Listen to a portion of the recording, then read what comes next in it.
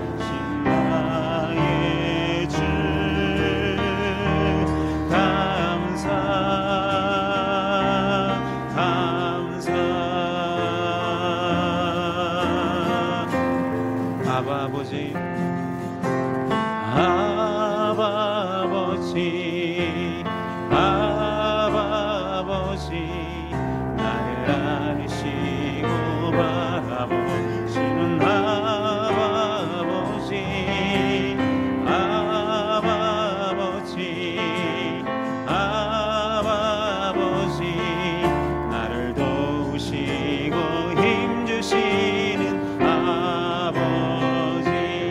다시 고백합니다. 아바 아버지, 아바 아버지, 아바 아버지, 나를 안으시고 바라보시는 아바 아버지, 아바 아버지, 아바 아버지, 나를 도우시고 힘주시는 아버지. 주는 내 마음을 고치시고 볼 수 없는 상처 만지시네.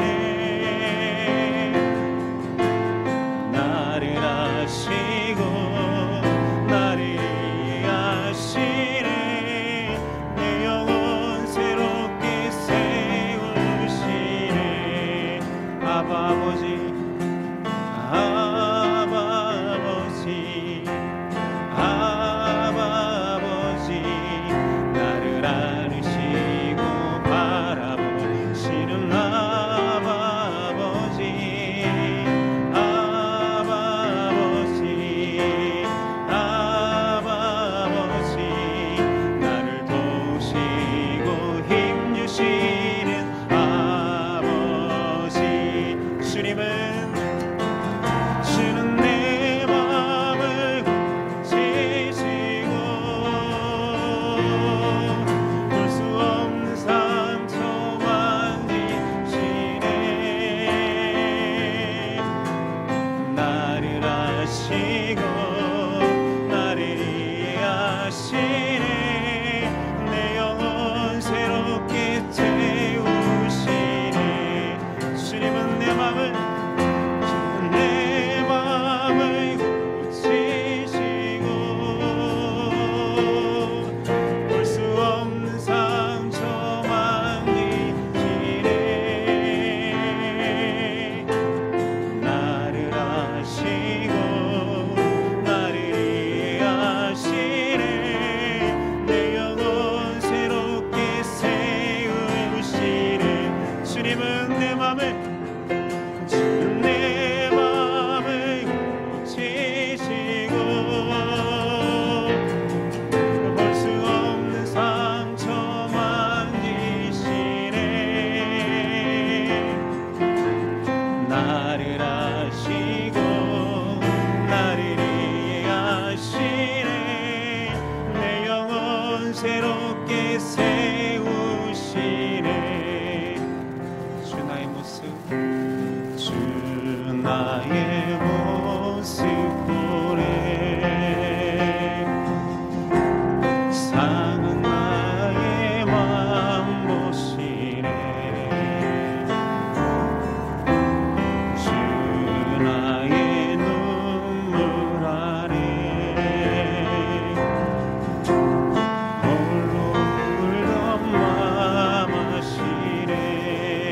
주 사랑 내게 있네. 주 사랑 내게 있네. 그 사랑이 날 채우네.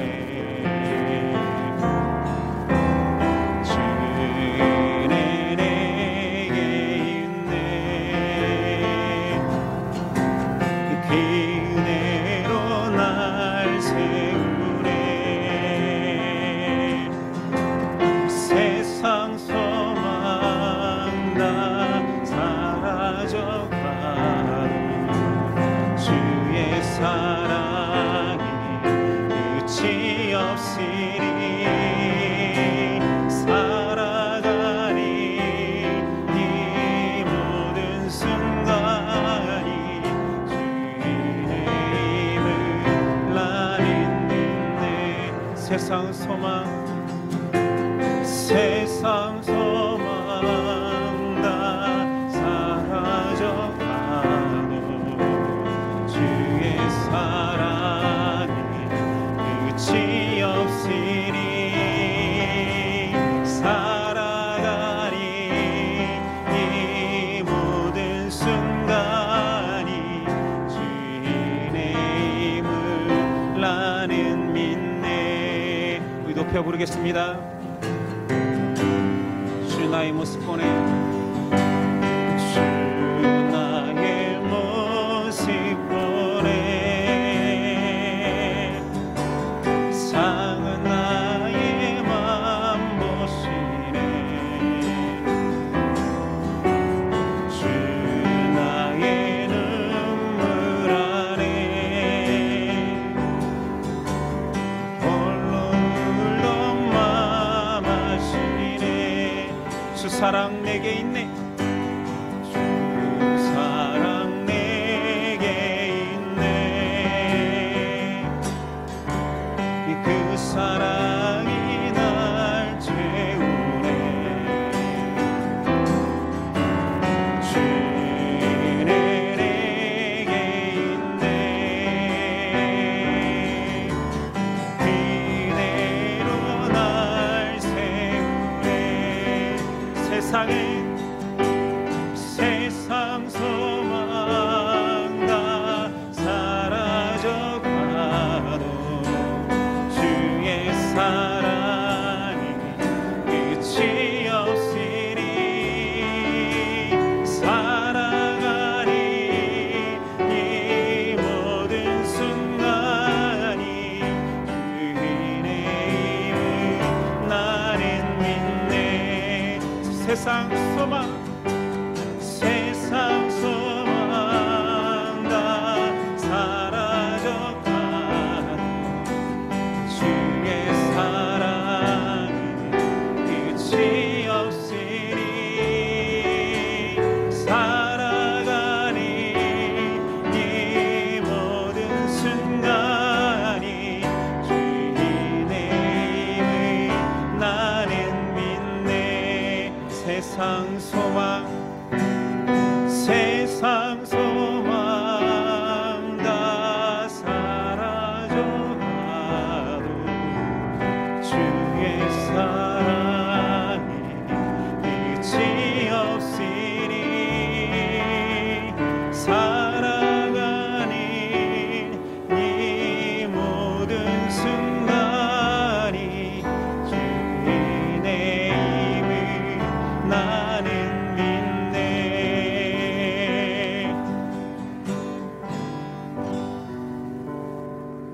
계속 침묵으로 기도하겠습니다.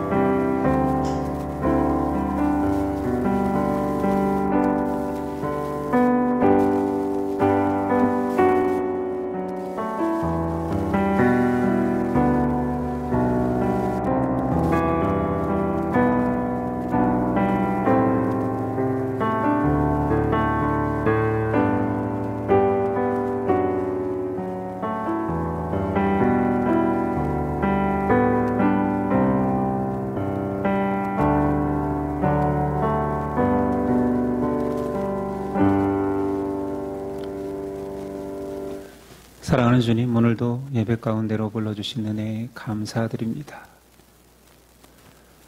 태양을 바라보듯 아버지를 바라볼 수 있다면 얼마나 좋을까요?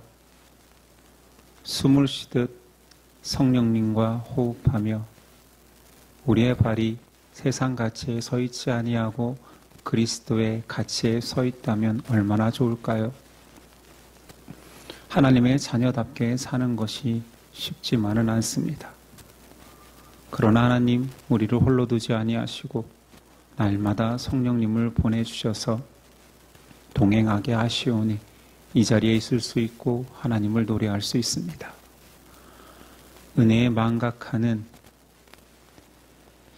불의한 자 되지 않게 하여 주시고 은혜를 항상 떠올리는 주의 자녀답게 하옵소서.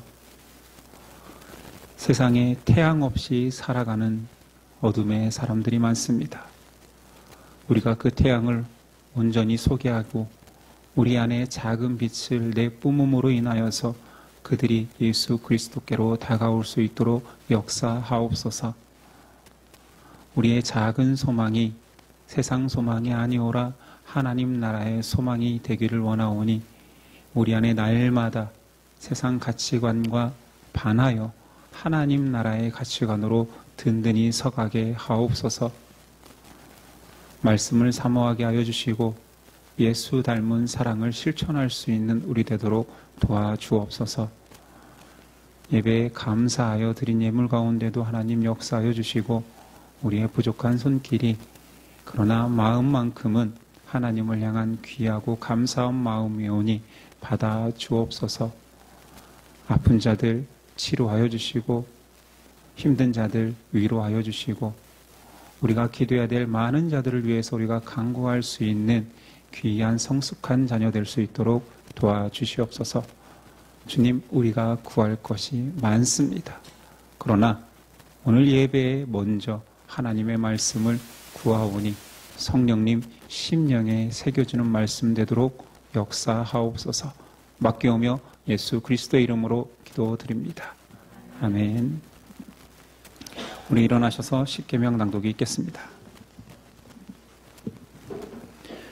하나님이 이 모든 말씀으로 말씀하여 이르시되 나는 너를 애굽 땅 종되었던 집에서 인도하여 낸 내 하나님 여호와니라.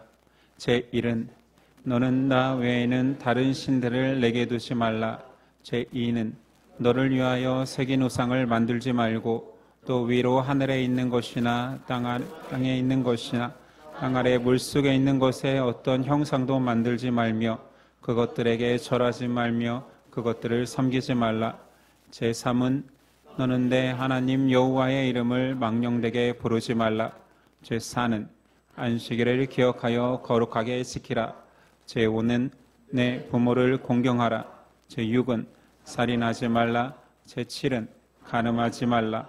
제8은 도둑질하지 말라. 제9는 내 이웃에 대하여 거짓 증거하지 말라. 제10은 내 이웃의 집을 탐내지 말라. 예수께서 이르시되 내 마음을 다하고 목숨을 다하고 뜻을 다하여 주 너의 하나님을 사랑하라 하셨으니 이것이 크고 첫째 되는 계명이요 둘째도 그와 같으니 내 이웃을 내 자신같이 사랑하라 하셨으니 이 두 계명이 온 율법과 선지자의 강령이니라. 아멘.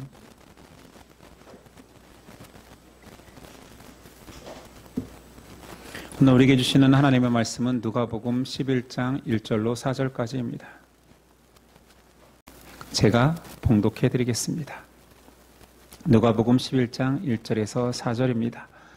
예수께서 한 곳에서 기도하시고 마치심에 제자 중 하나가 여짜오되 주여 요한이 자기 제자들에게 기도를 가르치신 것과 같이 우리에게도 가르쳐 주옵소서.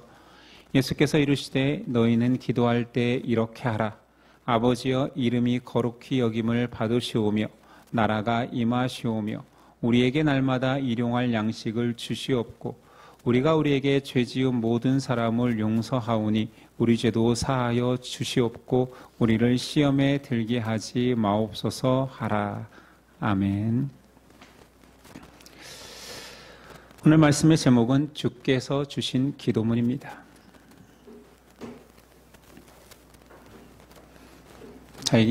본문은 잘못 띄웠지만 여러분들이 잘 알고 있는 주기도문 내용이니 여러분들 머릿속에서 잘 떠올리면서 따라오시면 될 것 같습니다.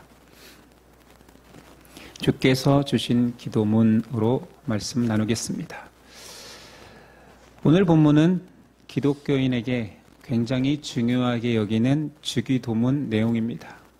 예수님께서 직접 가르쳐 주신 기도문이기 때문에 주기도문입니다. 주기도문은 성경에 2번 나옵니다. 오늘 누가복음에는 짧게 나오고 마태복음에는 누가복음보다는 비교적 긴 내용으로 우리가 주기도문으로 채택하고 있는 그 내용이 담겨 있습니다. 구조는 이렇습니다. 첫 번째는 대상을 부르지요. 하늘에 계신 우리 아버지. 두 번째는 하늘을 향한, 하나님을 향한 세 가지 기도가 나옵니다. 첫 번째, 아버지의 이름을 거룩하게 하시며, 두 번째, 아버지의 나라가 오게 하시며, 세 번째, 아버지의 뜻이 하늘에서와 같이 땅에서도 이루어지게 하소서. 그 다음에는 우리를 향한 세 가지 기도가 나옵니다. 오늘 우리에게 일용할 양식을 주시고, 두 번째, 우리가 우리에게 잘못한 사람을 용서하여 준 것 같이 우리 죄를 용서하여 주시고, 세 번째, 우리를 시험에 빠지지 않게 하시고 악에서 구하소서. 여기까지가 주님이 가르쳐 주신 기도문의 내용이고, 마지막은 당시의 기도문의 마침으로 사용하여서 일반적으로 송영이라고 표현하는 나라와 권능과 영광이 영원히 아버지의 것입니다. 아멘. 이렇게 맞춰지고 있지요. 마태복음에서는 이 내용이 산상수훈 교훈하실 때의 기도문을 주셨습니다. 근데 오늘 누가에 보니 제자들이 요청할 때 예수님 답변으로 등장합니다.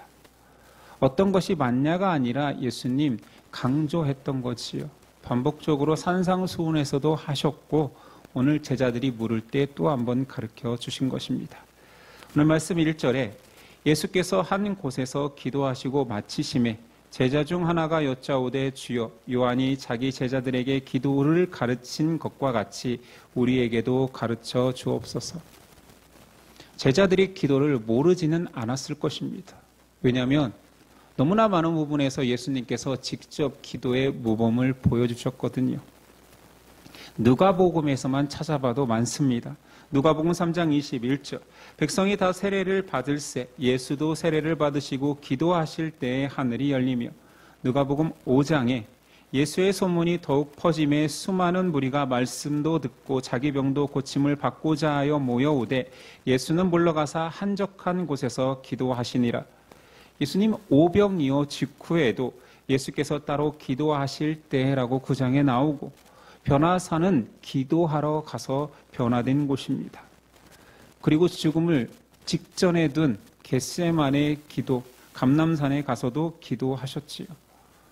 예수님 특정한 장소나 날짜를 정하여서 기도한 것이 아니라 거의 매일 습관처럼 예수님 기도하신 모습이 등장하니 제자들은 예수님 기도의 모습을 보고 당연히 기도를 배웠겠지요. 그런데 예수님 그 모범적인 기도의 모습보다는 제자들이 말하기는 오늘 말씀에 세례 요한의 제자들도 기도문이 있습니다. 우리에게도 기도문을 주옵소서. 그리고 당시 유대 랍비들도 자신들의 기도문을 가지고 있었습니다. 그러니까 순수한 마음에 기도를 배우고 싶은 마음도 있었겠지만 오늘 말씀에 보면 부러웠던 것 같아요. 당시의 기도문이라는 것은 공동체의 정체성을 포함하고 있었습니다. 그러니 사명선언서와 같지요. 그리고 그 기도문을 함께 읊는다라는 것은 정체성을 강화시킬 수도 있으니 제자들 보기에 세례 요한의 제자들도 기도문을 같이 암송하더이다. 우리도 예수님의 제자됨의 자부심과 우리 공동체 강화를 위해서 기도문을 주십사 요청하고 있습니다. 예수님 제자들의 의도는 알지만 그 의도대로 가기보다는 오늘 주님이 가르쳐 주신 기도는 주문적 성격, 이것을 공동체 강화의 요소로 써라, 우리의 정체성을 드러내는 것이 이 기도문이다가 아니라 기도의 본질을 가르쳐 주시기 위해서 교훈하십니다. 그렇기 때문에 누가와 마태의 문구가 다른 거예요. 만약에 이것이 정말로 문구상 이렇게 너희는 항상 기도해야 되겠다라면 똑같이 말하셨겠지요. 누가복음에는 예수님의 기도하는 모습뿐만 아니라 기도를 강조하거나 또는 기도의 내용이 어떠해야 함을 많은 부분 또 보여주고 있습니다. 누가복음 6장 27절이야. 너희를 저주하는 자를 위하여 축복하며 너희를 모욕하는 자를 위하여서 기도하라. 10장에는 70인 전도를 파송할 때 이르시되 추수할 것은 많되 일꾼이 적으니 그러므로 추수하는 주인에게 청하여 추수할 일꾼들을 보내주소서 하라. 그리고 오늘 11장에 주기도문을 가르치고 계시잖아요. 18장에는 불의한 재판장 비유를 하시면서 야, 불의한 재판장도 탄원하면 들어주더라. 하물며 하나님께서 그 밤낮 부르짖는 택하신 자들의 원한을 풀어주지 않겠느냐라고 기도를 가르쳐주고 계시지요. 그러니까 예수님께서는 자신은 순간마다 매일매일 기도하셨을 뿐만 아니라 그 강조를 위하여서 제자들에게도 무시로 그 기도의 방법과 내용을 강조하셨습니다. 자, 그만큼 중요한 기도를 오늘 주 기도문으로 기독교에서 채택한 이유는 이 기도문 속에 기도의 정신이, 핵심이 담겨 있기 때문입니다. 잘 살펴봐야겠지요. 2절, 예수께서 이르시되 너희는 기도할 때 이렇게 하라 라고 시작합니다. 이렇게 기도하라. 예수님이 이렇게 기도하라라는 말은 문자적으로 이것을 외워서 반복적으로, 기계적으로 하라는 말은 아니었을 것입니다. 그러나 현대 기독교인들, 아니 예수님 사후의 2000년 기독교는 이것을 자꾸 실수하는 거예요. 주문처럼 사용합니다. 우리만 그런 건 아니기 때문에 종교개혁자 루터는 이런 경고를 했습니다. 주님의 참된 기도의 정신을 망각한 많은 사람들로 인하여 주의 기도가 최대의 순교자가 되었다. 뭐가 순교자가 되었다고? 기도가. 예수님이 가르쳐 주신 기도의 의미와 정신은 퇴색되고 그것을 주문처럼 읊기만 하니 주기도문이 죽어버렸대요. 어떻습니까? 우리는 어떻게 주문으로 외우고 있지는 않습니까? 주문과 기도의 차이는, 주문은 그 뜻을 알 필요가 없어요. 내가 원하는 것을 작동시키기 위해서 그냥 뱉는 말일 뿐입니다. 그러나 기도는 대상이 있습니다. 그렇죠. 하나님이라는 대상이 있고, 자, 하나님이라는 대상이 있다라는 말은 내가 하나님께 하는 말을 몰라도 되고 무의식으로 던져버려도 되는 게 아닌 거예요. 주문이 아니니까. 뜻을 정확히 알고 그 뜻에 맞게 내 태도와 내 생각을 가지고 대화를 해야 되는 거지. 기독교 안에 3대 암송구가 있잖아요. 주기도문, 사도신경, 오늘 우리가 함께 읊었던 십계명. 근데 그것이 주문처럼 사용한다라는 단적인 예가 뭔지 아십니까? 자, 자가점검해 보십시오. 내가 난 주문인가 기도문인가 아니면 고백인가? 빨리 한다라는 것입니다. 하늘에 계신 우리 아버지 막 이런 식으로 줄줄줄 나가면 그것은 주문에 가깝습니다. 우리의 의식은 천천히 해야 묵상이 가능한데 너무 빨리 한다라는 거죠. 여러분이 인식했는지 모르겠지만 제가 인도자로 섰을 때 저는 결코 사도신경과 주기도문을 빨리 인도하지 않습니다. 제가 말이 빠른 편이잖아요. 설교도 굉장히 빨리 하잖아요. 그러나 가만히 보면 여러분들이 너무 앞서가요. 항상 저보다. 의식을 놓친 거죠. 그냥 암송하고 있는 것입니다. 사도신경은 신앙 고백이라고 합니다. 그래서 여러분 고백을 눈 감고 합니까? 눈 뜨고 합니까? 여러분 배우자한테 사랑 고백 해보셨죠? 눈 감고 했습니까? 아, 사랑해. 정말 사랑한 거 차마 눈을 못 뜨겠어 이러면서 고백합니까? 아니에요. 눈 뜨고 하는 거예요. 원래 사도신경이 고백되는 초창기 전통 때에는 내 신앙을 고백하고 내 신앙과 우리 공동체의 신앙을 같이 고백하기 위해서 사도신경을 눈 뜨고 고백했습니다. 그게 당연한 거니까요. 근데 어느 순간부터 교회 안의 사도신경은 자기만의 고백, 공동체 서로 우리 구성원 간의 고백이 아니라 나만의 고백으로 바뀌어서 눈 감고 혼자 고백합니다. 이때부터 막 주문으로 점점점 퇴색되어 가는 것 같아요. 자, 중요한 것은 눈을 뜨든 감든이 중요한 것이 아닙니다. 그 고백을 할 때, 그 기도를 할 때에 내가 그 의미를 되새기고 있는가? 그냥 머릿속에서 그냥 형식처럼 막 외워서 암송하고 있는지 아니면 천천히 고백하고 있는지를 먼저 점검해 봐야 됩니다. 자, 그 의미를 안다라는 것은 오늘 주기도문을 그 의미를 정확히 파악해야 되는 것이 전제되어야겠지요. 주기도문 설교는 사실 많이 했습니다. 마태복음 강의에서도 물론 주기도문이 나오니 했었지요.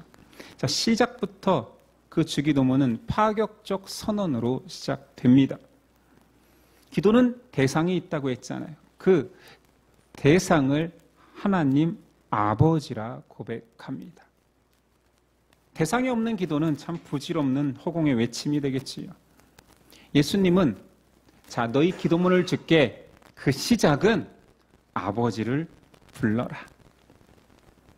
헬라어로 되어 있는 이 파테르라는 아버지라는 단어는 헬라어기 때문에 아버지지, 예수님 당시에 유대인들이 쓰고 있던 공용어는 아람어입니다.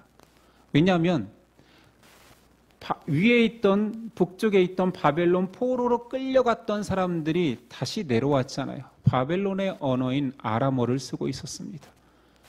그래서 영화를 만들 때에도 더 고증하겠다라고 하면서 패션 오브 크라이스트인가요? 아람어를 전체로 사용했지요. 자, 그렇다면 예수님은 아람어로 복음을 전했고 아람어로 기도문을 가르쳐 줬을 것입니다. 이 아람어에서 아버지라는 단어를 쓰지 않고 아바라는, 아빠라는 뜻의 단어를 사용했습니다. 아버지가 아빠지요 하겠지만 형제들은 알 거예요. 친한 친구의 아버지, 누가 아버지 하지 않고 우린 그냥 아버지라고 하지요. 근데 만약에 그 친구의 아버지를 내가 아빠 하는 순간 정신 나간 놈이 되는 거예요. 맞잖아요. 아버지라고는 할 수 있지만 친구 아버지를 아빠라고 하는 이상한 사람은 없지요. 여기서 아바라는 표현이 그런 느낌입니다. 진짜 자녀여지만이 표현할 수 있는, 그냥 누구 아버지라고 그런 느낌하고는 느낌이 다른 거예요. 진짜로 내 아버지일 때 아빠라는 칭호를 쓴다는 거지. 이게 왜 파격적이냐? 당시 유대인들은 하나님의 호칭을 함부로 부를 수 없었습니다. 성경 공부 때 다 배웠잖아요. 모세를 통하여서 하나님이 자신의 호칭을 가르쳐줬습니다. 이름이 아니에요. 내가 나를 보내신 분이 누구라 하오리까? 라고 했을 때 나는 스스로 있는 자 여호와라 하라, 야훼라 하라. 사실은 이것은 뜻도 이상해요. 스스로 있는 자 야훼라 하라. 그러니까 말로 스스로 있는 자를 표현한 게 야훼인데, 야훼가 정확히 스스로 있는 자라는 뜻인지도 모릅니다. 영어로는 I am who I am, 나는 나다예요. 누구라 하오리까? 나는 나다. 또는 이스라엘 하나님, 그 아브라함 때부터 믿었던 이스라엘 사람들에게는 너희가 믿던 그가 나다. 이름이 아니잖아요. 그럼에도 그 여호와를 유대인들은 부를 수 없었습니다. 왜냐하면 십계명에 내 이름을 망령되이 일컫지 말라는 그 계명을 지키고자, 조심하기 위해서 이름 자체를, 호칭 자체를 망령되게 죄 지으면 죽을 수도 있어 해가지고 아예 이름을 바꿔서 주님 아도나이라고 불렀지. 자, 그런 이스라엘이 하나님의 이름을 아버지라고 부른다라고, 예수님이 내 아버지라는 표현 때문에 예수님을 죽이고자 했습니다. 그런데 기도문 처음부터 우리 아버지라 칭하라 말합니다. 그러니 파격이지요. 예수님과 하나님은 원래 독생자로서의 아들의 관계가 맞습니다. 유일하신 친아들이지. 그 친밀성을 가지고 기도하듯 내가 나로 인하여서 너희와 하나님의 관계를 열어줄 테니 너희도 아버지라 칭할 수 있다. 우리의 친함이, 나의 친함이 너에게 적용되었다 말씀하시는 것이지요. 사실 주기도문은 이 첫 구절부터 감격적인 것입니다. 2000년 세월이 지나면서 이 감격을 잃어버린 거지. 유대인에게는 파격적이고 감히 불경하게 내가 창조주를, 나를 만드신 분을 아버지라 할 수 있을까? 그런데 예수님께서 허용하셨습니다. 자, 구술상 그 다음에는 3번의 하나님을 향한 간구, 기도가 나온다 했습니다. 누가복음에는 간략하게 아버지여 이름이 거룩히 여김을 받으시오며 나라가 임하시오며, 마태복음하고는 좀 한 가지가 빠지죠. 그러나 마태복음으로 설명하도록 하겠습니다. 아버지의 이름을 거룩하게 하시며, 본질상 하나님은 원래 거룩하신 분입니다. 하나님의 거룩성은 사람에 의해서 손상받지 않습니다. 이 말이 좀 어려울 것 같아 설명을 한다면 찬양으로 예를 들어볼게요. 하나님은 그 존재 자체로 창조주시며 절대자시며 하신 일, 우리의 구원하신 일 때문에 찬양받기 마땅한 분이지요. 찬양한다라는 것은 칭찬한다잖아요. 높이다라는 말이잖아요. 당연히 하신 일을 안다면 높일 수밖에 없습니다. 자, 그러면 우리가 찬양한다고 해서 하나님이 더 높아집니까? 반대로 사람들이 노래하지 않고 하나님을 드높이지 않는다라고 해서 하나님의 영광이 낮아집니까? 아니죠. 결코 손상되지 않습니다. 오히려 이 찬양과 고백은 사람에게 감격과 기쁨이 되는 요소입니다. 자, 이것이 본질상 하나님의 이름이 거룩함은 유지된다라는 것이고, 그런데 기도문에 이것이 왜 들어갔느냐? 적용상 이 고백을 드릴 때, 하나님의 거룩하심을 고백할 때에 우리가 그 하나님을 드높일 수 있기 때문에, 그의 자녀됨을 기뻐하고 감격할 수 있기 때문에 드리는 것입니다. 그러니까 이 간구 속에는 하나님에 대한 높임, 찬양만 있는 것이 아니라 그 찬양을 드림으로 인한 나의 기쁨과 감사, 감격이 있는 것입니다. 웨스트민스터 소요리 문답 1번, 사람의 제일 되는 목적은 무엇입니까? 그거에 대한 답을 다 알고 있잖아요. 하나님을 영화롭게 하고 그를 즐거워하는 거 아닙니까? 이게 사람의 존재의 이유예요. 하나님의 거룩하심을 고백하는 것이 우리 존재의 이유라는 거죠. 기도는 그렇게 하는 것입니다. 아버지의 이름이 거룩하십니다. 하나님의 존재의 크기 때문에 그분의 이름을 명명할 수는 없지만 그의 이름, 그의 호칭, 그의 존재를 거룩하다라고 고백하는 것 자체가 기도라는 것. 그 고백할 수 있는 것이 피조물의 특권이라는 것을 사람들은 잘 몰라요. 그러니 이런 기도를 안 합니다. 찬양이 곡조 있는 기도라는 표현은 정확합니다. 찬양 기도 시간에 기도의 제목이 떠오르지 않으면 하나님을 노래하면 돼요. 그것이 주기도문 첫 번째 기도문이거든요. 하나님의 높으심, 하나님의 영화로우심, 하나님의 하신 일, 하나님의 은혜, 이것을 고백하는 것이 놀라운 기도입니다. 두 번째, 아버지의 나라가 오게 하시며. 하나님의 나라는 왔습니까? 안 왔습니까? 왔죠. 예수 그리스도께서 이 땅에 오실 때 하나님의 나라는 이미 already 임재하셨습니다. 그러나 예수님께서 다시 오실 때 완성되죠. 그래서 하나님 나라 하면 여러분 영어 2단어 이 정도는 다 외워야 돼요. already 이미 임하셨고 not yet 아직 완성되지 않았습니다. 그럼 이 두 번째 간구, 아버지의 나라가 오게 하시면 와달라는 얘기인가요? 왔는데? 그러면 두 번째 완성을 요구하는 말입니까? 재림, 예수님 재림 예수여 오시옵소서 이런 말일까요? 아니라는 거지. 이것은 하나님의 통치를 원하는 것입니다. 우리가 좀 거룩하게 기도하는 자, 좀 더 멋있게 기도하는 사람들은 세상의 변화를 위해서 기도할 수 있잖아요. 부패 척결, 인습타파, 정권교체, 남녀평등, 세계평화 이런 것들을 기도하는 것이 멋있는 것이 아닙니다. 성도가 가장 가치 있게 외쳐야 되는 것은 하나님 나라의 도래입니다.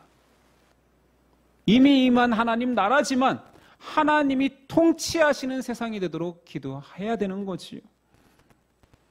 바라는 것은 열국 백성들이 모두 다 주님 앞에 무릎 꿇고 하나님을 고백하는 세상이 되게 해달라는 기도가 필요한 것입니다. 이것이 세계 평화보다 더 귀한 것이지요. 이거는 우주적 평화잖아요. 이보다 더 큰 개인의 소망이 있겠습니까? 성전 미문에 앉았던 날 때부터 안진뱅이요 거지였던 자에게 베드로가 주겠다고 한 것은 사실 날 때부터 안진뱅이인 것도 서러운데 우리가 흔히 쓰는 흙수저도 아니야. 수저도 없어요. 그냥 거지잖아요. 그러니까 비참한 저주의 상징인 것입니다. 그런 존재에게 베드로가 외친 것은 음과 금은 내게 없거니와 내게 있는 것을 내게 주노니 나사렛 예수 그리스도의 이름으로 일어나 걸으라. 베드로가 있는 것이 뭐라고요? 내게 있는 것. 나는 예수님의 백성으로 예수님의 통치를 인정하는 사람이다. 이것을 너에게 주노라. 하나님 나라의 도래, 하나님의 통치를 바라는 사람들은 믿음의 소중함을 알고 믿음이 전파되는 것을 최고의 소망으로 여깁니다. 이것을 고백하는 것을 기도라고 합니다. 여러분 이런 기도하고 있습니까? 자, 세 번째 하나님에 대한 기도 세 번째는 누가복음에는 나오지 않지만 마태복음에는 나오는 아버지의 뜻이 하늘에서와 같이 땅에서도 이루어지게 하소서. 근데 위에 아버지의 나라가 임하소서와 이어지지요. 이때 간구하는 것은 아버지 나라의 완성, 예수님의 재림을 기원하는 것이 맞습니다. 그리스도께서 다시 오실 때 모든 세상이 완성된다라는 것을 인정하는 것이죠. 근데 이것을 인정하고 고백하고 기도 중에 하는 사람이 몇이나 있을까요? 여러분은 기도합니까? 기도할 때 하나님, 예수님 빨리 오소서. 주여 빨리 오셔서 완벽한 하나님 나라가 이루어지게 하소서. 이런 기도 뭐 안 하지는 않겠지만 하는 사람이 많지는 않을 것입니다. 혹 이런 기도를 하면서 여러분 설레 보시기는 했습니까?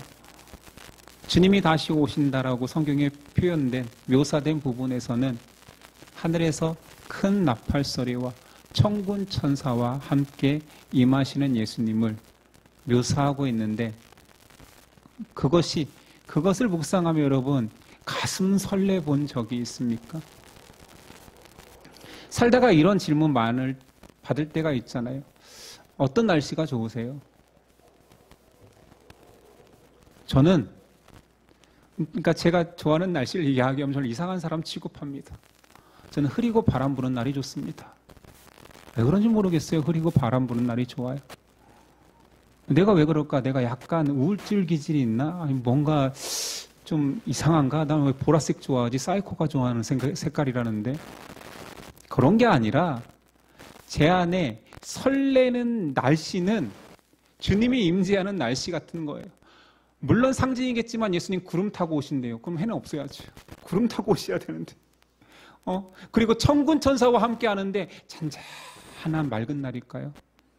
저는 엄청난 바람과 나팔 소리와 구름 타고 오시는 예수님을 생각하면 흐리고 구름이 가득 끼고 바람 부는 날이 있고 그런 느낌이 듭니다.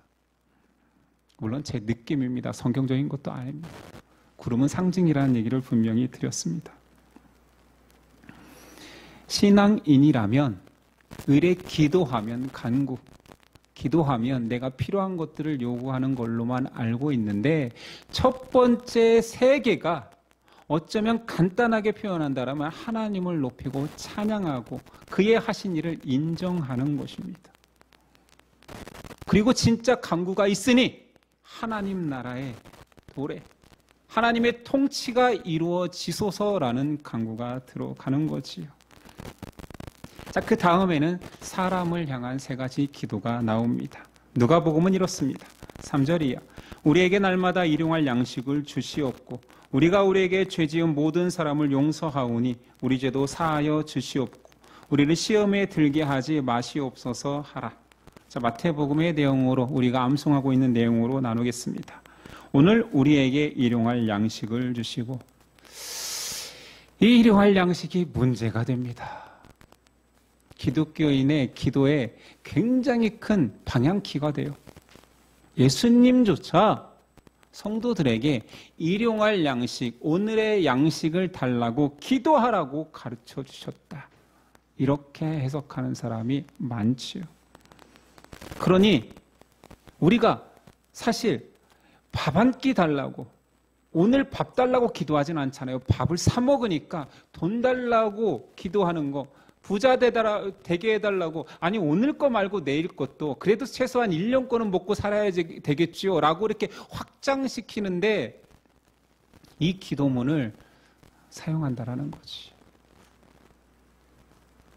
성도들도 먹고 살아야 되니까 뭐 돈도 빵도 달라고 해야 되는 거, 예수님도 그렇게 해도 된다고 하니까 해도 되는 거 아닙니까? 라는 정당성을 부여합니다. 기도문을 가르쳐 주시는 분이 누구라고요? 예수님이잖아요. 그래서 주 기도문이잖아요. 그러면 주님이 평소에 하신 의도, 그 말을 할 때 정말 빵인지를 한번 생각해 봐야 되는 것이지요. 예수님께서 정말 매일의 빵을 구하며 살라라고 했을까요? 그럼 성경 전체에서 우리 좀 봅시다. 하나님은 야, 내가 매일의 빵을 줄 테니까 매일 빵 달라고 해. 그럼 줄게 라고 했을까요? 아니요. 아닌 정도가 아니라 정반대입니다. 구약의 하나님의 백성은 이스라엘 사람들이었습니다. 광야에서 얘들아 제발 광야 이 척박한 곳에서 매일의 먹거리가 걱정되겠지, 물이 걱정되겠지. 그러나 날마다 정한 시간에 만나를 내가 내려줄 테니 너희는 염려하지 마라. 매일의 만나를 구하라고 하지 않았어요. 내일의 양식을 구하라고 하지 않았어요. 오히려 믿음으로 나를 좀 믿어보렴. 내가 그냥 만나는 해결해 줄게. 그러니 염려하지 마. 그런데 이스라엘은 그 광야에서 하나님 의지하는 삶을 실패했습니다. 그래서 예수님, 너희는 실패했지만 자 광야에서 나도 시험 당할게. 예수님 공생의 시작에 마귀에게서 광야에서 시험 당합니다. 그 시험 당함의 상황은 갈증나고 못 먹는 금식의 상황입니다. 그리고 예수님 주신 메시지는 사람이 떡으로만 살 것이 아니요 하나님의 주시는 말씀으로 산다. 이런 말씀을 하신 예수님이 날마다 밥 달라고 기도해. 이게 사람을 향한 간구의 1번이겠습니까? 저는 아무리 생각해도 아닌데 왜 그렇게 이야기하시는지 모르겠어요. 왜 말을 말로만, 글을 글로만 봅니까? 시도 있고 노래도 있고 비유법도 있고 많은데, 예수님이 비유를 워낙 좋아하시는 분인데 근데 여기서는 비유로 보지도 않아요. 그러니 빵 달라고, 돈 달라고 간구해도 된다고, 주면 간구하면 주신다고. 예수님 오히려 반대의 이야기를 더 많이 하셨습니다. 야, 뭘 거 달라고, 물 달라고, 빵 달라고 하지 마라. 내가 먹인다. 난 새들도, 들풀도 내가 다 먹이는데 왜 그렇게 그런 거 달라고 하니? 그리고 예수님 하신 말씀은 내가 참떡, 생명의 떡이다. 나를 먹으라. 물론 이 기도문을 받았을 때 제자들은 그 참떡, 예수님이 참 양식임을 깨닫지 못했을 수 있습니다. 그런데 다행인 것은 어록은 기억하고 있는 거예요. 예수님 승천 이후에 그들이 성령이 임하시니 예수님이 하신 모든 말씀이 깨달아지는 거예요. 비유가 해석되는 거예요. 그러면 그때는 깨달아 알게 된 거지요. 야, 날마다 기도에 밥 달라고, 날마다 일용할 양식을 위해 간구해가 아니라 날마다 생명의 양식인 나를 먹으라라는 표현이잖아요. 물론 이렇게 기도할 수 있습니다. 적용 차원에서 기도를, 나에게 일용할 양식조차 주시는 주님, 이 밥도 주셨으니 감사합니다. 그러나 나는 주님만 의지합니다. 우리가 식기도 하면서 감사 이외에 뭐가 더 필요합니까? 여러분 식기도 할 때 감사합니다, 잘 먹겠습니다 그러지. 점심에 소고기를 주셨으니 저녁에도 주실 줄 믿습니다. 이러면서 먹습니까? 감사로 족한 거예요. 감사로. 누가 다음 끼를 걱정하면서 식기도 합니까? 우리가 배불러서 그러면 안 하는 겁니까? 아니요. 그런 기도는 할 필요도 없다라는 거예요. 하물며 들풀도 먹이시는 하나님인데 예수 먹으라는 거예요. 양식으로 오신 말씀이 육신이 되어서 이 땅 가운데 왔다라고, 내가 생명의 양식이라고 이 정도까지 얘기해놓고 날마다 밥을 구해라고 하시겠냐는 거예요. 근데 너무나 많이 강단해서 이게 무슨 당위성인 것처럼, 크리스찬도 부자 될 수 있다라는 것처럼, 기도하면 이루어진다는 말처럼 주기도문을 해석하면 안 된다라는 것입니다. 그건 너무 유치한 해석이잖아요. 주님의 인도하심, 주님만을, 말씀만을 따라가겠다라는 고백, 그런 제가 되게 해주세요라는 고백이 돼야 되는 거지요. 두 번째 사람을 위한 간구는 우리가 우리에게 잘못한 사람을 용서하여 준 것 같이 우리 죄를 용서하여 주시고, 할 말이 많습니다. 사실은 주기도문을 쪼갤까 하루 만에 할까 여러 번 고민을 하다가 그냥 다 붙였기 때문에 오늘 조금 길어집니다. 그렇다고 해서 스킵할 수는 없잖아요. 자, 우리가 우리 죄를 용서해 준 것 같이 하나님 우리를 용서해 주세요. 이것도 틀린 거잖아요. 우리가 알고 있는 상식에서. 그러니까 우리가 다른 사람을 용서할 만큼 착한 사람이 되면 하나님 저도 용서해 주실 거죠. 이런 말입니까? 그건 복음이 아니잖아요. 이 명백한 오역이라고 할 수 없는 것이 뭐냐면, 성경에 주로 기록된 헬라어에는 이 번역대로 쓰는 것이 맞습니다. 사람이 먼저 선행돼요. 우리가 우리에게 잘못한 사람을 용서해 준 것 같이 하나님 우리를 용서해 주세요. 이게 헬라어 번역엔 정확한데 문제는 그 당시에 아람어를 썼다고 했잖아요. 감사하게도 제가 아람어를 연구할 수 있는 고대 문서학자가 될 수는 없지만 요아킴 예레미야라스라는 학자가 아람어로 주기도문을 해석해 놓았습니다. 유명한 주기도문 강해서예요. 아람어로 이 본문을 보면 특이한 문법 하나가 나오니 과거형 현재라는 특수 시제를 씁니다. 그러니까 아람어로 번역하면은 너무나 평이하게 해석되는 거예요. 우리가 남을 용서한다라는 그 시제는 현재형이 맞습니다. 우리 용서하겠습니다. 그런데 뒤에 문장인 그게 뒤에 문장이 아니라 이 시제는 하나님이 우리를 용서하신 것이라는 과거형이 쓰였습니다. 그럼 이제 시제의 순서를 바꿔야 되겠죠. 하나님이 우리 용서하셨잖아요. 그러니 우리도 용서하는 자로 살게 하소서. 이게 예수님의 가르침하고도 일치됩니다. 예수님 비유 중에 1만 달란트 탕감한 자 비유가 나옵니다. 주인이 1만 달란트면 그 당시에 개인들은 달란트라는 그 중량을 세는 그 달란트라는 수치를 쓰지 않아요. 이건 전쟁 시에 전리품을 다루는 규모예요. 그러니까 톤 단위라고 보시면 됩니다. 누가 달란트 은을 톤으로 삽니까? 맞잖아요. 일반인은 상상할 수 없는 단위가 달란트예요. 근데 1만 달란트래요. 개인이 그 정도 빚을 졌다라는 것은 못 갚는 거죠. 그냥 나라 팔아먹은 놈이에요. 이 정도면. 그런데 주인이 탕감해 줬습니다. 그 탕감 받은 자가 나왔는데 그에게 또 빚진 자를 만났으니 100데나리온. 데나리온은 하루 품삯. 그를 안 갚는다고 멱살 잡아서 옥에 가두었습니다. 주인이 그 이야기를 듣고 1만 달란트 탕감한 자를 옥에 가두어 버렸습니다. 무슨 이야기입니까? 자, 네가 100데나리온을 탕감해주면 아유 기특하다, 이쁘다. 그러니까 내가 너에게 진 1만 달란트를 탕감해줄게. 이런 비유 아니잖아요. 네가 네 힘으로 결코 할 수 없는 그 빚을 내가 탕감해 주었으니 너는 겨우 100달란트 정도는 용서하며 살 수 있지 않겠니? 라고 말하는 거잖아요. 자, 그렇다면 이 기도문을 다시 바꾼다라면 상상할 수 없는 놀라운 은혜, 용서를 받은 자여, 그 작은 용서조차 못하겠니? 해보렴. 해보자. 너는 정말 감당할 수 없는 은혜를 받은 자잖아. 그러면 사람들에게 너도 조금이라도 베풀며 살아가야 한다. 우리의 잘못을 용서한 것 같이 우리를 용서해 주시오가 아닌 거지요. 제가 영향력 있는 사람은 아니니까 주기도문의 순서를 바꿀 수는 없습니다.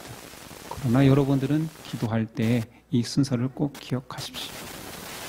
내가 용서하는 것이 아니라 나는 용서, 어마어마하게 큰 상상할 수 없는 용서 받은 자니 저도 용서하는 자로 살아가는 거, 그렇게 사는 것이 맞지 않겠습니까? 라고 기도하는 것입니다. 우리를 시험에 빠지지 않게 하시고 악에서 구하소서. 누가복음에는 우리를 시험에 들게 하지 마옵소서라고 되어 있습니다.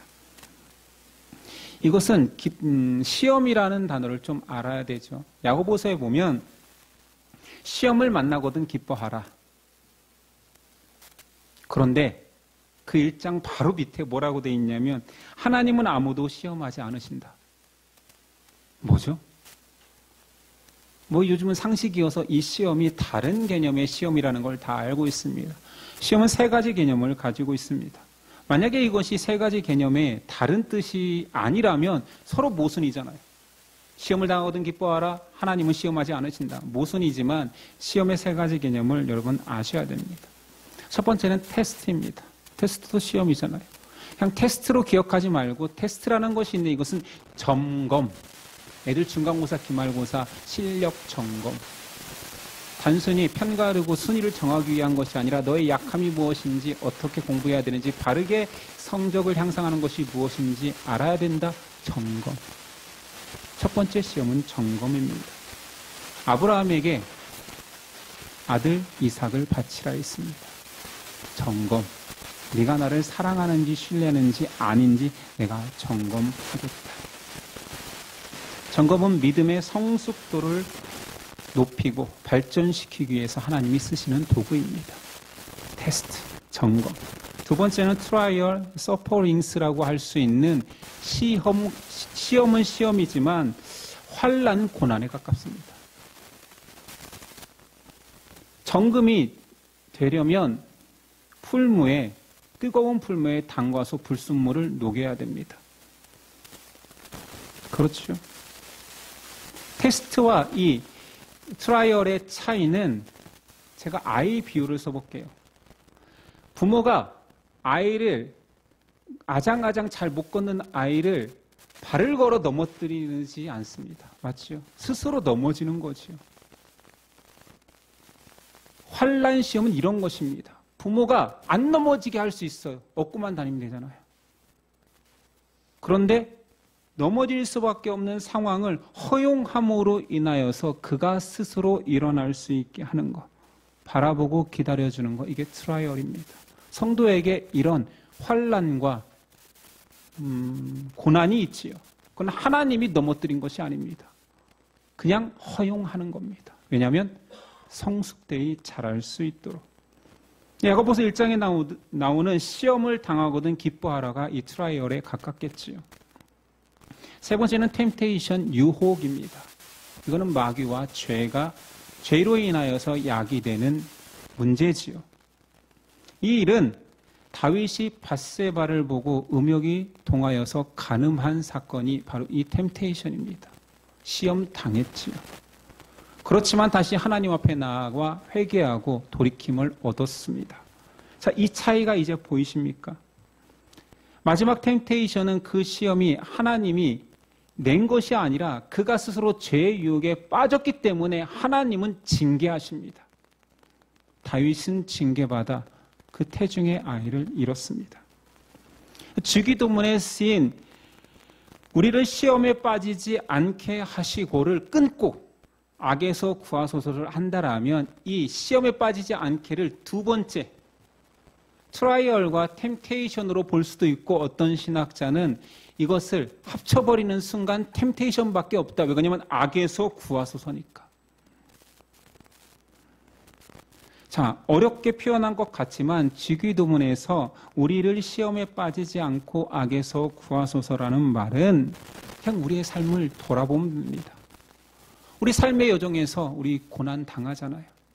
하나님이 고난을 주신 것이 아니라 이 땅 가치가 공중권세 잡은 자가 마귀이기 때문에 당할 수밖에 없는 환난 있잖아요.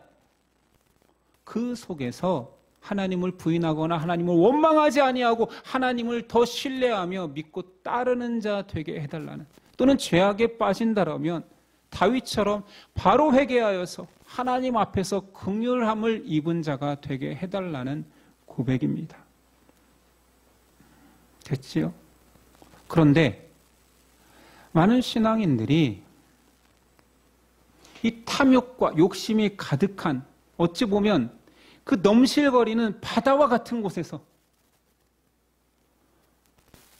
아니 바다면 물이 가득하고 그 바다에 내가 빠져 죽을 수도 있잖아요. 근데 기도를 어떻게 합니까? 물을 더 달라고 합니다. 아니 물을 거두어 주세요가 아니라 그 바다에 내가 지금 실력도 안 되어서 바닷물에 빠져 죽을 것 같은데 기도하기는 물을 더 주세요, 욕심을 더 주세요, 탐욕을 더 주세요, 내가 갖고 싶은 걸 더 주세요 기도하는 것이 주기도문인 것처럼, 주기도문을 그렇게 사람의 탐심을 자극하고 그것을 해도 된다라는 정당성으로 부여하는 것은 복음이 아니에요. 그 말씀을 완전히 반대로 적용한 것입니다. 주기도문을 대하는 우리의 태도를 바꿔야 됩니다. 먼저 예수님께서는 이렇게 기도하라 하신 것처럼 기도를 해야 된다라고 기도를 가르쳐 주셨습니다. 제자도 관점에서 기도는 반드시 배워야 하는 요소입니다. 그러니까 전공 필수인 거예요. 이건 뭐 교양 선택 과목이 아닙니다. 기도하지 못하는 제자는 없습니다. 기도가 바로 훈련받고 바로 기도하지 않는 사람은 그 사람의 믿음을 점검받아야 됩니다.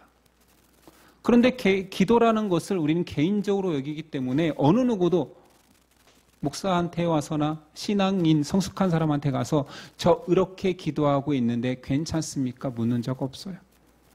개인적이라고 여겨서.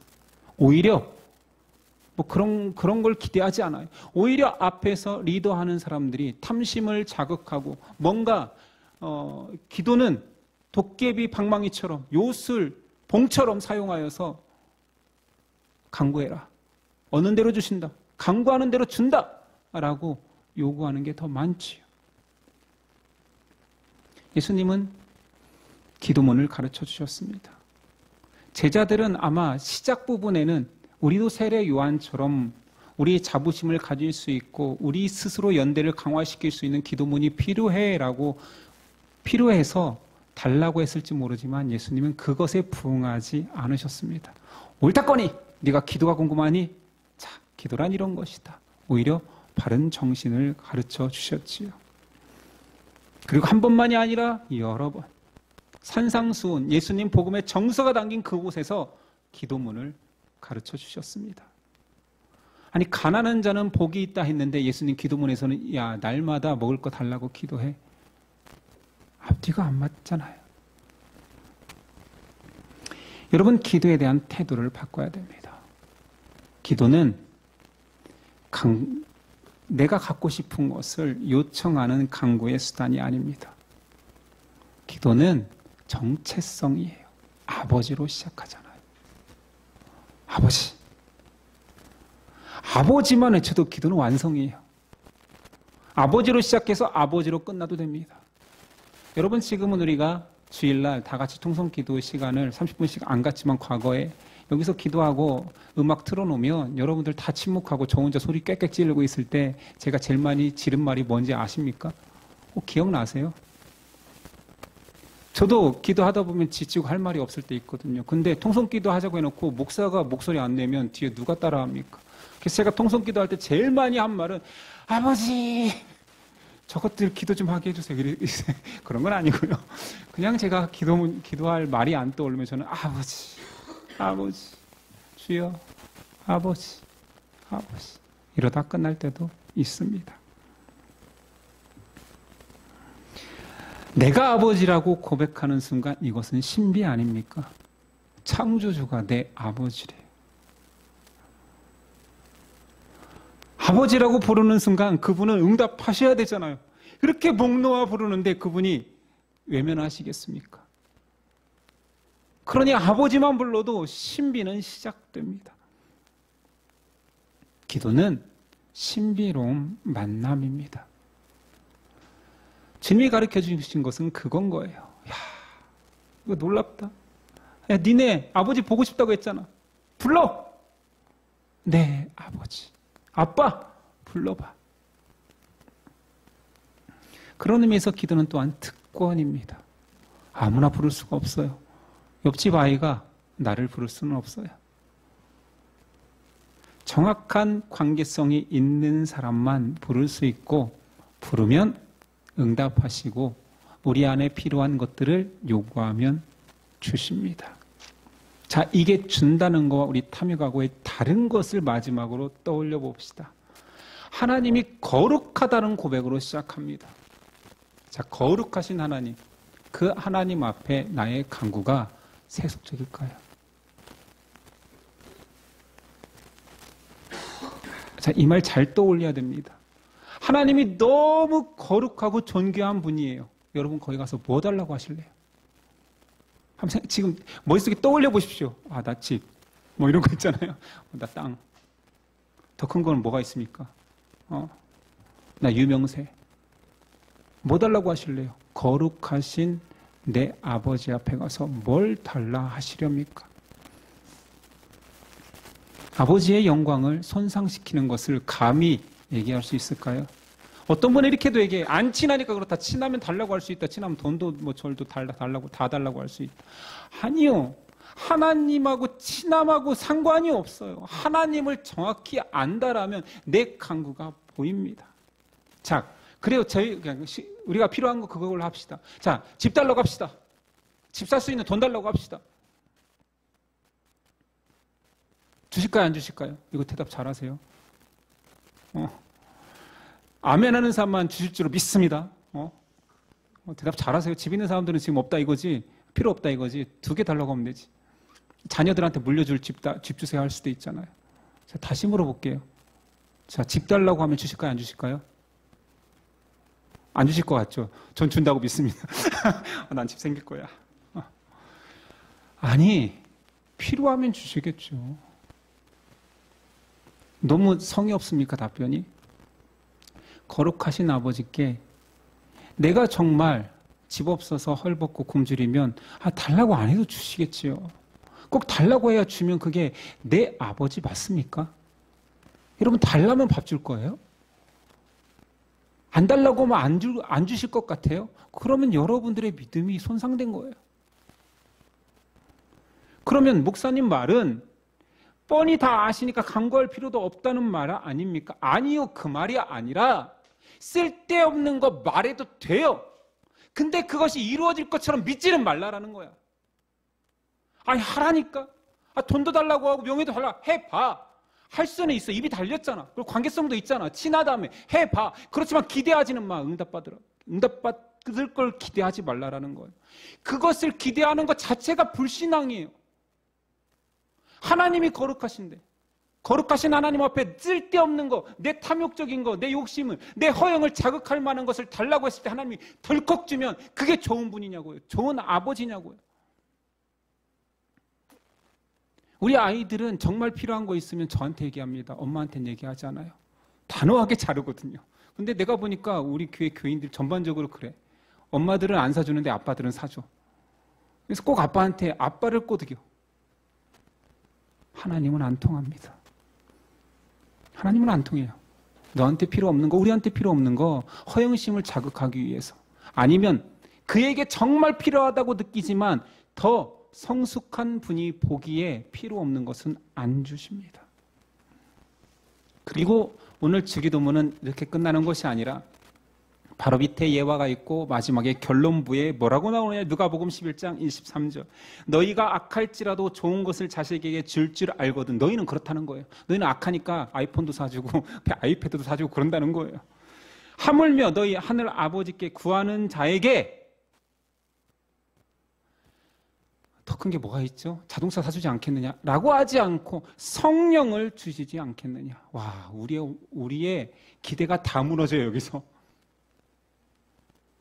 야, 악한 사람도 아들이 떼으면 다 줘. 하물며 하나님이 더 큰 거 이렇게 나와야 되는데 성령을 주시지 않겠느냐? 이 말은 다 싹 뺍니다. 큐티하지 않아요. 가장 좋은 것이 성령이라고 나와 있는데 이거 간구하면 무조건 줄 텐데 아무도 구하지 않는구나. 마태복음에는 더 좋은 것이라고 표현되어 있습니다.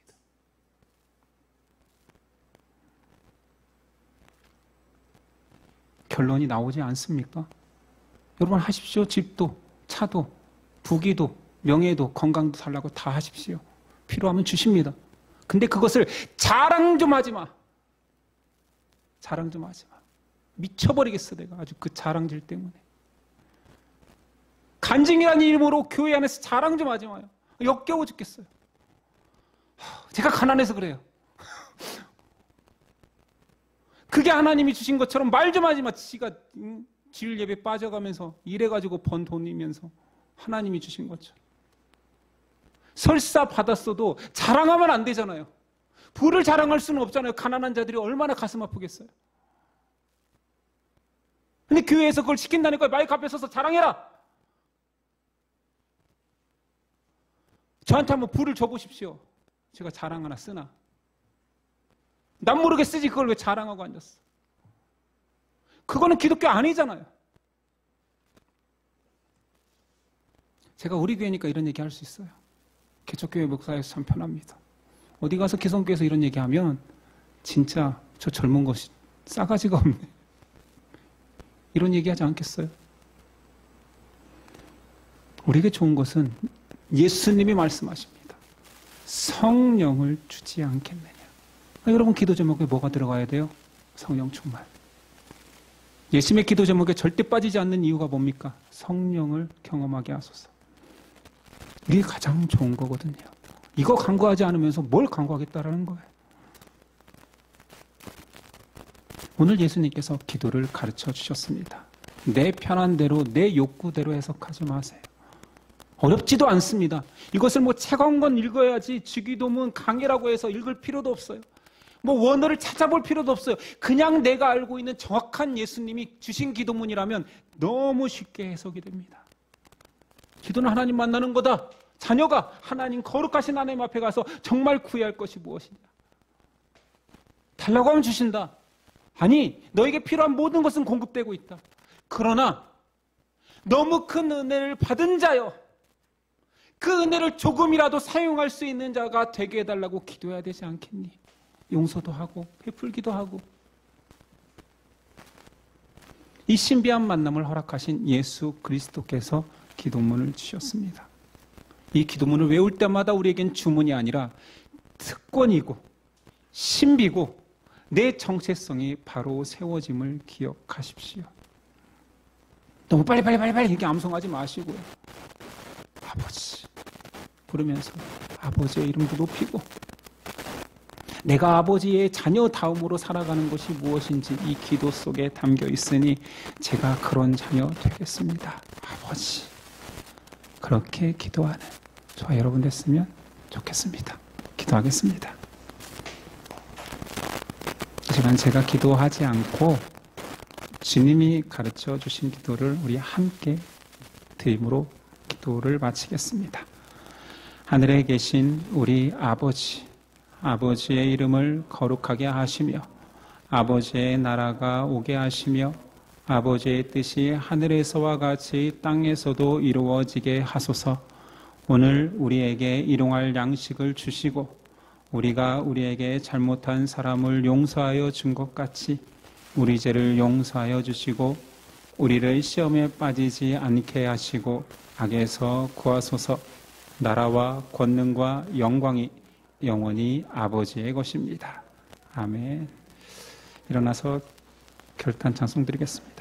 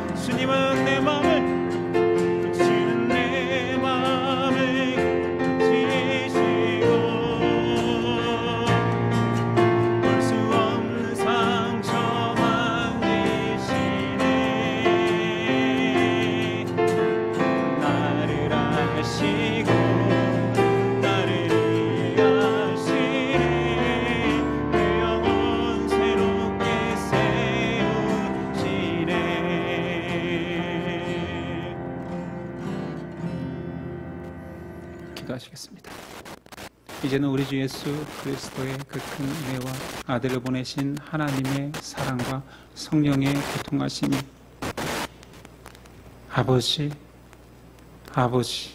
아버지라 부를 수 있는 자격을 허락하신 은혜에 감격하며 그 사랑을 전하며 살겠습니다 고백하는 저와 예심 형제 자매 가운데 지금부터 영원까지 함께 하시기를 간절히 축원하옵나이다. 아멘.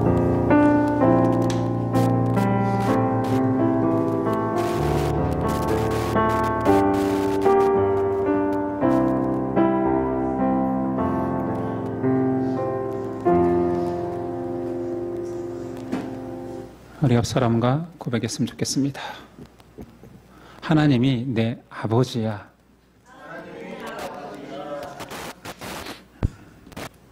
그런 고백이 가득했으면 좋겠습니다. 오늘은 첫째 주이므로 전체 모임으로 모이도록 하겠습니다. 예배를 마치겠습니다. 한 주간도 승리하십시오.